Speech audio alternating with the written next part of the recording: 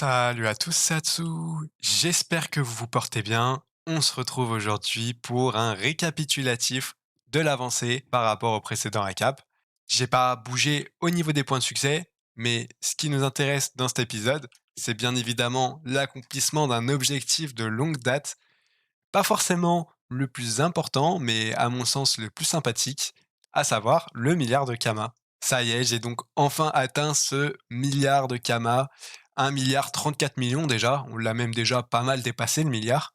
Comment je me suis en fait autant de Kama? Je vais pas vous mentir qu'avec l'annonce du nerf Roublard, j'ai fait un maximum de passages de Pandala 3 qui étaient en attente, ou même de personnes qui également m'ont contacté, la veille de l'annonce du nerf.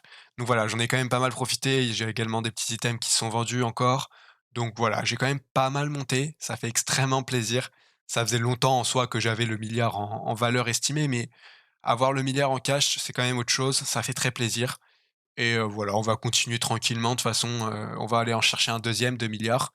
Mais on va y aller un peu plus chill parce que c'est vrai que je vous avoue que pendant tout ce temps, je me réservais un peu pour dépenser. J'avais pas vraiment envie de cramer des kamas, etc. Je voulais vraiment atteindre ce milliard. Maintenant que je l'ai atteint, je pense que je vais pouvoir acheter quelques petits trucs. J'ai déjà des petites idées d'items en attente ou qui pourraient venir compléter des stuffs. Donc voilà, on va se faire plaisir quand même un peu. C'est aussi à ça que ça sert les kamas. Au niveau de l'avancée, j'ai surtout bougé sur le DDG, ça fait longtemps que je vous en parle, le DDG. C'est le dernier Dofus qu'il me manque sur mes mules avec le Dolmanax, puisque c'est évidemment des Dofus, à la fois le DDG et le Dolmanax que j'ai déjà sur mon panda, sur mon personnage principal, mais que je n'ai pas sur mes mules.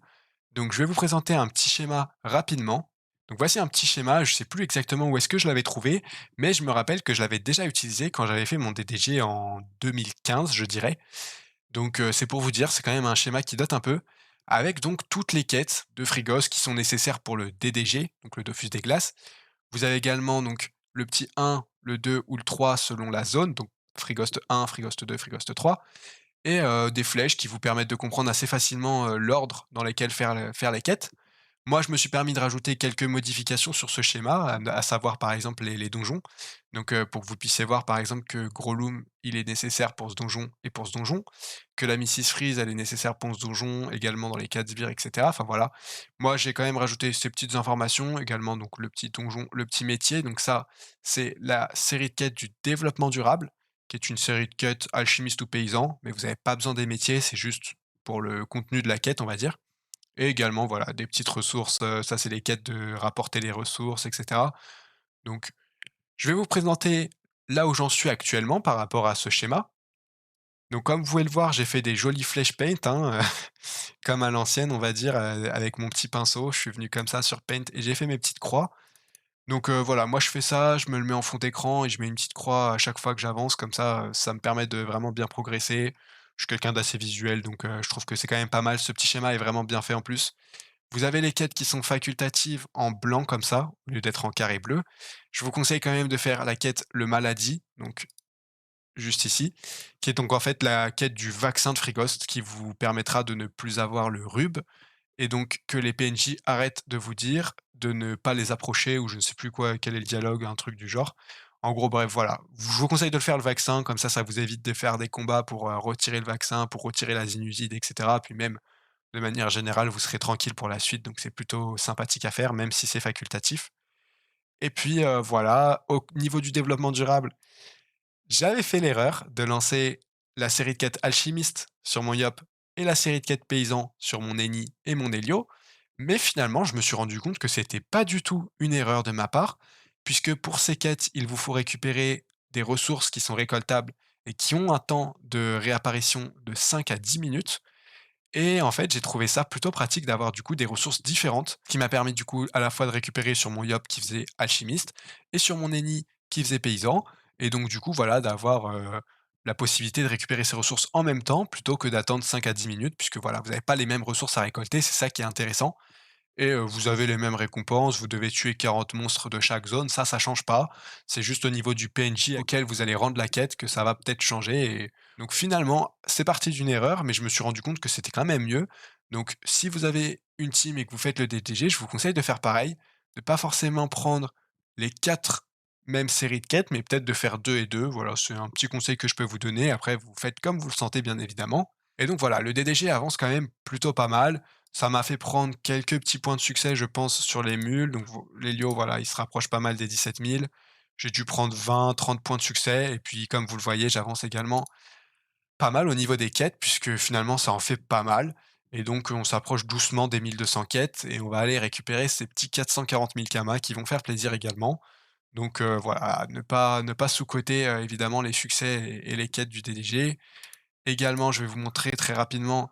Donc, j'ai pas touché au Kama sur le Yob, j'étais à 3 millions, ce qui fait que je me suis déjà fait 1,2 million en cash et également je me suis fait 80 Kamas de glace déjà, ce qui est énorme, je trouve. Il y a certaines quêtes où vous devez choisir, entre prendre des Kamas de glace ou des Kamas cash auprès d'un PNJ. Bon, j'ai pris les Kamas de glace pour la science, on va dire.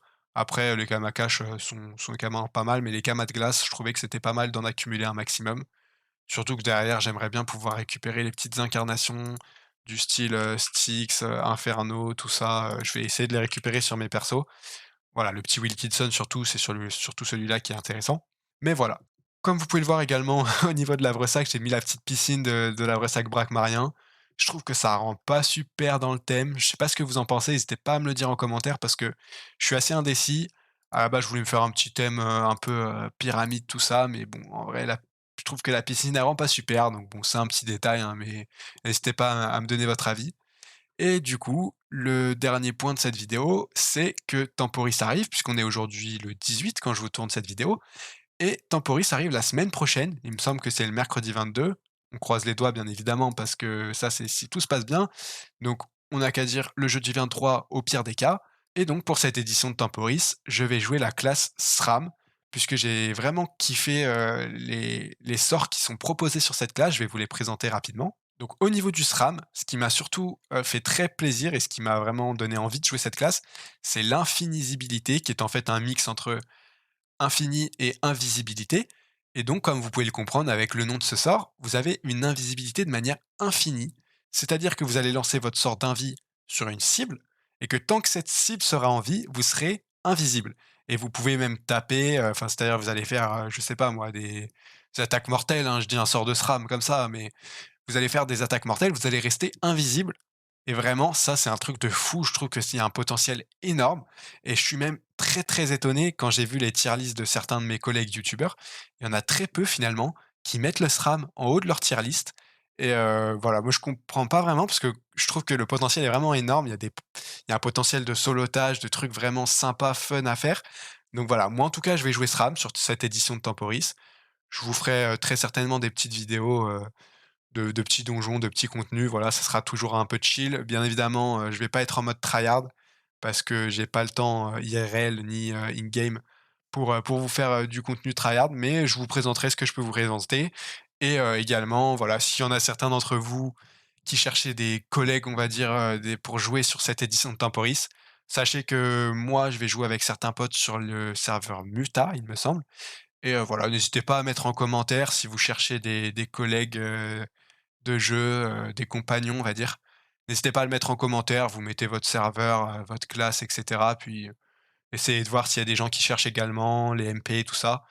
Voilà, essayez, si jamais vous cherchez, ça peut peut-être vous aider. En tout cas, par rapport à cette édition de Temporis, j'ai vraiment super hâte parce que j'avais pas pu jouer la précédente édition des Parchomanciens et celle-là, vraiment, elle me vend du rêve, donc voilà, j'espère qu'on va faire, des petits trucs sympathiques. Et puis de toute façon, comme je vous ai dit, je vous filmerai ça. Au niveau de l'avancée de la team, du coup, on va la mettre légèrement en pause parce que voilà, temporis oblige. Mais, on reprendra le DDG, dès qu'on aura fini cette édition de Temporis. De toute façon, j'ai encore demain pour vraiment focus le DDG. J'espère que je vais pouvoir bien avancer, donc par rapport à mon petit schéma, je pense pas que je pourrais finir pour autant, mais je pense que je peux bien avancer et puis de toute façon, comme je vous l'ai dit, on reprendra les vidéos de récap une fois Temporis terminé. Voilà, c'était à peu près tout ce que j'avais à vous présenter pour cette vidéo. N'oubliez pas de me dire pour cette piscine parce que je vous avoue que rien qu'à la regarder, je me dis qu'elle a rien à faire dans ce havre-sac. Mais bon, ça, c'est pas très important à la limite. En tout cas, je suis quand même preneur de votre avis. J'espère que la vidéo vous aura plu et moi je vous dis à la prochaine. Ciao.